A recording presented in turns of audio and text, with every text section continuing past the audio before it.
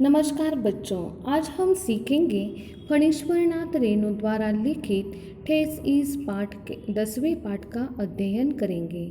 प्रस्तुत कथा बिहार के ग्रामीण जीवन को दर्शाती है। वहाँ के लोगों के रहन सहन, खाने पीने के तरीके कैसे होते हैं यह हमें पता चलता है। वहाँ के सामाजिक संबंध, उच्च जाति तथा शिक्षित लोगों से छोटे लोगों की मिलने वाले बर्ताव पर भी लेखक ने टिप्पणी की है। कारीगरी और कारीगरों के स्वाभिमान को बड़े ही रोचक ढंग से ठेस इस पाठ में उन्होंने प्रस्तुत किया है। ठेस यह पाठ यहाँ पे ग्रामीण जीवन और सामाजिक संबंध का और कारीगर के मन की जो पीड़ा है उससे बड़े ही मार्मिक ढंग से यहाँ पे प्रस्तुत किया है। तो आइए आज हम देखते हैं भाग दूसरा ठेस। ठेस यह ग्रामीण कलाकार की कहानी है जो अपनी कला के में दक्ष है। वह कला उसने अपनी पत्नी से सीखी है। अकेलापन उसे खा जाता है। उसकी पत्नी और बच्चों के न रहने पर वह कभी काम करता है, लेकिन कभी कभी काम करता है और सिर्फ 2 वक्त के पेट भरने के लिए काम करता है और उसकी रुचि अब किसी भी कला में नहीं रही है और न कामकाज में उसे कोई दिलचस्पी है। तो आइए हम दूसरे भाग का अध्ययन करते हैं। सिरचन, पहले मैं इस पाठ का प्रकट वाचन करती हूँ। देखिए, सिरचन जाति का कारीगर है। मैंने घंटों बैठकर उसके काम करने के ढंग को देखा है। एक एक मोती और पटेर को हाथ में लेकर बड़े जतन से उसकी कुंजी बनाता है। फिर कुंजियों को रंगने से लेकर सुतली सुलझाने में पूरा दिन समाप्त। काम करते समय उसकी तन्मयता में जरा भी बाधा पड़ी कि गेहूं सांप की तरह फुफकार उठता है। फिर किसी दूसरे से करवा लीजिए काम। सिरचन मुंहजोर है, कामचोर नहीं। तो इसका आशय देखिए। सिरचन जाति का कारीगर है, यानी कि कलाकार है, और लेखक ने घंटों बैठकर उसकी कला को ताका है और कला को देखा है। एक एक मोती और पटेर को वह हाथ में लेकर बड़े जतन से उसकी कुंजी बनाता है, यानी कि पायदान बनाता है। मैट कहते ना हम उसे, मैट बनाता है। फिर कुंजियों को रंगने से लेकर सुतली सुलझाने में पूरा दिन समाप्त, यानी कि पायदान जो बनाता है और सुतली उलझाने में पूरा दिन वह क्या करता है, उस सुतली उलझाने में ही एक दिन समाप्त कर देता है, खत्म कर देता है। काम करते समय उसकी तन्मयता में जरा भी बाधा पड़ी कि गेहूं सांप की तरह फुफकार उठता है, यानी वह मन लगाकर काम करता है और मन से काम करते वक्त कोई उसे दिक्कत देता हो या कोई उसे परेशान करता हो, कोई भी चीज़ उसे परेशान करती हो, तो वह उसकी तन्मयता जरा भी बाधित हो गई या तन्मयता भंग हो गई काम करते वक्त, तो वह गेहूं सांप, यानी कि यह सांप की जाति है, उस सांप की तरह वह चिल्लाता है और फुफकार उठाता है, यानी क्रोधित हो जाता है। फिर किसी दूसरे से करवा लीजिए काम। सिरचन मुंहजोर है, कामचोर नहीं। ऐसे आप करते हो या मुझे परेशान करना हो तो आप किसी और से काम करवाओ, मुझसे काम नहीं होगा, वह फटकन कह देता है। सिरचन मुंहजोर है, यानी कि वह फटाफट बोल देता है, मन में कोई बात नहीं रखता है, वह मुंह पर ही बोल डालता है। कामचोर नहीं, कामकाज में यानी कलाकार में उसे कमतरता नहीं है, लेकिन वह मुंहजोर है। आगे देखिए, बिना मजदूरी के पेट भर भात पर काम करने वाला कारीगर, दूध में कोई मिठाई न मिले तो कोई बात नहीं, किंतु बात में जरा भी झाला वह नहीं बर्दाश्त कर सकता। वह स्वाभिमानी कलाकार है। इसी कारण उसे 2 वक्त, यानी कि उसकी अब पत्नी नहीं रही है, 2 बच्चे नहीं है, उनका देहांत हो चुका है। इसी कारण उसे संपत्ति इकट्ठा करना या वह उसे पैसा इकट्ठा करने की ज़रूरत नहीं पड़ी है। इसी कारण वह कहता है कि वह उसे 2 वक्त के बाद या 2 वक्त पेट भर खाना दिया तो वह अच्छे से काम कर लेता है। और दूध या मिठाई देने की कोई बात नहीं, देनी ही चाहिए, ऐसी बात नहीं है, लेकिन उसके साथ बहुत ही अच्छा बर्ताव करना चाहिए, मीठा व्यवहार करना चाहिए, भाषा में मीठापन होना चाहिए, तो ही वह अच्छे से काम कर लेता है। नहीं तो वह बाकी सब यानी कि बोलने में कोई भी बोलने में कोई भी परेशानी हो या कोई उसे उसे उसके स्वाभिमान को ठेस पहुंचा हो तो वह कभी भी बर्दाश्त नहीं कर सकता है। सिरचन को लोग चटोर भी समझते, चटोर यानी हवरट कहते हैं हम मराठी में उसे।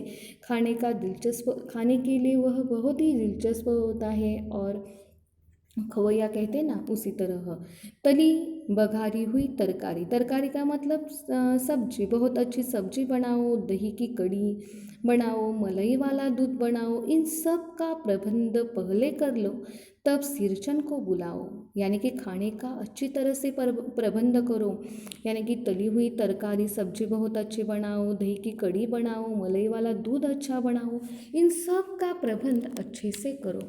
और अच्छे से प्रबंध करने पर वह सिरचन को तुम बुलाओ, तब वह दुम हिलाता हुआ हाजिर हो जाएगा, यानी कि वह पहले आ जाएगा। खाने पीने में चिकनाई की कमी हुई कि काम की सारी चिकनाई खत्म, यानी कि उसे खाने में खवैया होने के कारण उसे खाना बहुत ही अच्छा चाहिए होता है। उसे खाने में कोई कमी हो तो उसके काम में काम वह उतना दिल लगाकर नहीं करता है, यानी कि काम अच्छा करने के लिए उसे खाना भी बहुत अच्छा देना ज़रूरी है, क्योंकि हम उसे उसका काम करने पर उसे पैसे भी नहीं देते हैं, तो 2 वक्त की रोटी या 2 वक्त का खाना भी अच्छा देना चाहिए। इंसानियत के नाते उतना तो फ़र्ज़ होता ही है, यानी कि वह मुफ्त में ही काम करता है, सिर्फ खाना अच्छा दिया तो वह अच्छे से काम करता है। खाने पीने की चिकनाई की कमी हुई कि काम में सारी चिकनाई खत्म, काम अधूरा रखकर उठ खड़ा होगा, यानी कि काम को अधूरा वहाँ पर रख देगा और वह चला जाएगा और बहाने बनाएगा। खाना अच्छा नहीं दिया तो वह बहाने बनाएगा। आज तो अधकपाली दर्द से माथा टनटना रहा है। अधकपाली का मतलब है आधा सिर दुखना, यानी आधा सिर में दर्द होना। अधकपाली दर्द से माथा टनटना रहा है, थोड़ा सा रह गया है, किसी दिन आकर पूरा कर दूंगा, किसी दिन माने कभी नहीं। वह क्या करेगा कि आपके खाने पीने की कोई भी प्रबंध नहीं अच्छा हुआ तो वह बहाने बनाकर चला जाएगा। वह कहेगा कि मेरी अब अधकपाली दर्द से माथा टनटना रहा है, यानी कि मेरे आधे सिर में दर्द हो रहा है, इसी कारण मैं काम नहीं करूँगा, फिर कभी आकर मैं काम पूरा कर दूँगा, ऐसा कह के वह चला जाएगा। आगे देखिए, मोती घास की पटेरी की रंगीन शीतल पाटी। मोती घास यह घास का नाम है और पटेरी की रंगीन शीतल पाटी यानी कि चटई वह बहुत ही अच्छे से बनाता है। बाँस की तिलियों की झिलमिलाती चीख, देखिए बाँस की तिलियों की झिलमिलाती चीख, सतरंग डोर के मोड़े, घुसी चुनी रखने के लिए मुंज की रस्सी के बड़े बड़े जाले, हलवाओं के लिए ताल के सूखे पत्तों की छतरी, टोपी तथा इसी तरह के बहुत से काम है जिन्हें सिरचन के सिवा गांव में और कोई नहीं जानता। यह दूसरी बात है कि अब गांव में ऐसे कामों को बेकाम का काम समझते हैं लोग। बेकाम का काम जिसकी मजदूरी में अनाज या जैसे देने की कोई ज़रूरत नहीं, पेट भर खिलाओ दो, काम पूरा होने पर एक हाथ पुराना कपड़ा देकर विदा करो, वह कुछ नहीं बोलेगा। देखो कितना सीधा साधा है यह सिरचन। मोती घास और पटेल की रंगीन शीतल पाटी यानी कि वह चटई बहुत ही अच्छे से बनाता है। बाँस की तिलियों की झिलमिलाती चीख यानी बाँस यह बाम्बू की बनी हुई जो झिलमिलाती चीख यानी पर्दा जो होता है कर्टन, वह बहुत ही अच्छे से बनवाता है। सप्तरंग डोर के मोड़े यानी कि 7 रंगों से बना हुआ जो मोड़े हैं और घुसी चुनी रखने के लिए मुंज की रस्सी यानी कि जानवरों को हम जो खाना रखते हैं उसके लिए जो रस्सी की जालियाँ बनाई जाती है सब तरंगे की, वह बहुत ही अच्छे से बनता है। हल वालों के लिए ताल के सूखे पत्तों की छतरी टोपी। हल वाले यानी कि किसान जो हल जोतते वक्त उन्हें धूप ना लगे इसी कारण उन्हें छतरी टोपी बनाई जाती है, वह भी बहुत ही अच्छे से बनवाता है। यानी कि किसान जब खेत में धूप के वक्त काम करता है तब उसे धूप ना लगे इसी कारण उसे क्या वह जो ताल के सूखे जो पत्ते होते हैं उससे छतरी टोपी बहुत ही अच्छे से बनवाता है। जिन्हें सिरचन के सिवा, सिरचन बहुत ही अच्छा कलाकार है, उसके सिवा कुछ और नहीं बना सकता। यह दूसरी बात है कि अब गांव में ऐसे कामों को बेकाम का काम समझते हैं लोग। यानी कि ऐसा काम करना यानी कि यह काम करना यानी बेकाम यानी उसे हल्का काम कहते हैं लोग और वह काम करने के लिए कोई तैयार नहीं होता है।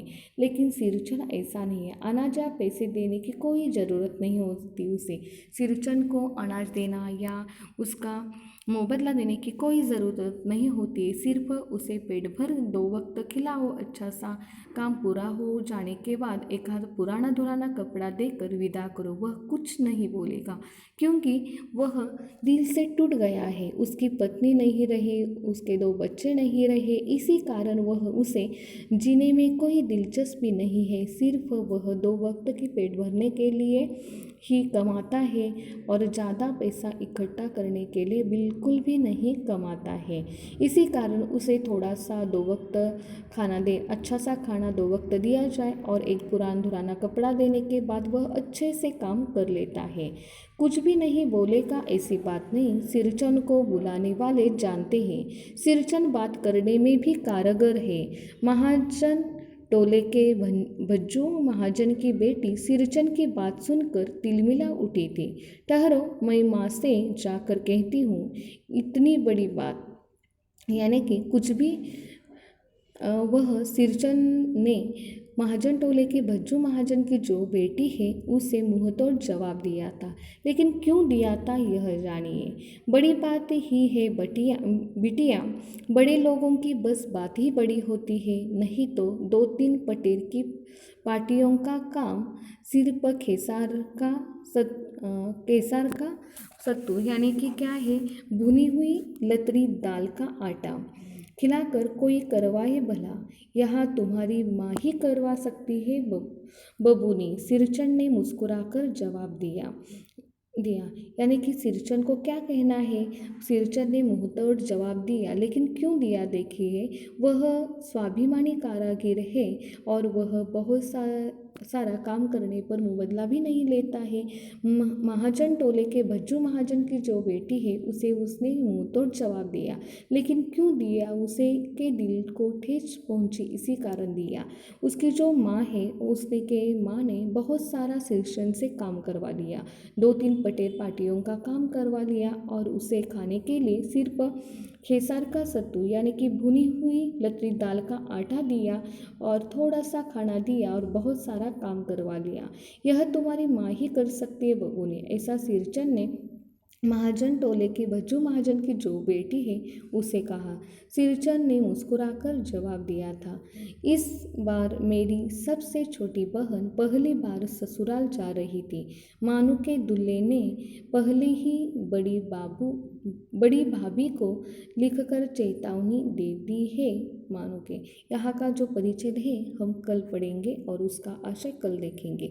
देखिए, आज हमने जो आशय देखा है या जहाँ तक पाठ पढ़ा है, यह जो पाठ है यह ठेस ग्रामीण कलाकार यानी कि सिरचन के जीवन के बारे में कहा है। यह जो कलाकार सिरचन है उसमें बहुत ही अच्छी कला है, वह बहुत ही अच्छे से शीतल पाटी बनाता है, मोती पटेल की कुंजी बनाता है और बहुत ही अच्छे से और जी लगाकर वह काम करता है। और काम करने पर उसे कोई परेशान करने पर वह गेहूं सांप की तरह उस पर फुपकार कर वह खड़ा हो जाता है और मुंहतोड़ जवाब देता है। काम का स्वाभिमानी है, कामचोर नहीं है वो, लेकिन मुंहचोर है। सिरचन से काम करने के लिए उसे खाना भी अच्छा देना आवश्यक है। खाने में कोई भी हिचकिचाहट हो गई तो वह काम में भी हिचकिचाहट कर देता है। वह ज़्यादा पैसे नहीं लेता है, सिर्फ 2 वक्त का अच्छा खाना दिया और एक आध पुराना कपड़ा दिया तो भी वह खुशी खुशी काम कर लेता है। लेकिन खाने पीने का अच्छा इंतज़ाम करने पर वह बहुत ही अच्छा काम करता है, नहीं तो वह अधकपाली दर्द के माथा टनटना रहा है यानी आधा सिर दुख रहा है यह कहकर वह भाग जाता है और फिर आकर करूँगा कहता है, लेकिन आकर करता ही नहीं है काम। वह मोती घास पटेल की रंगीन शीतल पाटी, बांस की तिलियों की झिलमिलाती चीख, सतरंग डोरे के मोढ़े घुसी चुनी रखने के लिए मूंज की रस्सियों के बड़े बड़े जाले बनवाता है। यानी कि जानवरों के लिए हम जो जालियाँ बनाते हैं उनका खाना रखने के लिए उसे बहुत ही अच्छे से वह बनवाता है। सिरचन और मोती घास पटेल की जो शीतल पाटी वह भी अच्छी बनाता है। बांस की तिलियों का चिक भी वह अच्छे से बनवाता है और हल वालों के लिए धूप से परेशानी न हो इसी कारण उनके लिए छतरी टोपी भी बनवाता है। यह काम जो है गांव के अन्य लोग उसे बेकाम समझते हैं, कोई नहीं करता, लेकिन गांव में सिरचन ही बहुत अच्छे से बनवाता है और वह उसकी जो कला है बहुत ही अच्छी है। वह मुंहतोड़ जवाब भी देता है। उसके मन को जब ठेस पहुंचती है तब वह मुंहतोड़ जवाब देता है। महाजन टोले के भज्जू महाजन की बेटी सिरचन की बात सुनकर वह तिलमिला उठी थी, क्योंकि उसकी जो माँ थी उसने बहुत सारा 2-3 पटेल की पार्टियों का उससे काम करवा लिया था और बेसार का सत्तू यानी कि हल्का सा खाना दिया था। भुनी हुई लतरी दाल का आटा दिया हुआ था और दाल दी हुई थी, बहुत ही अच्छा हल्का खाना दिया था और बहुत सारा काम करवा लिया था।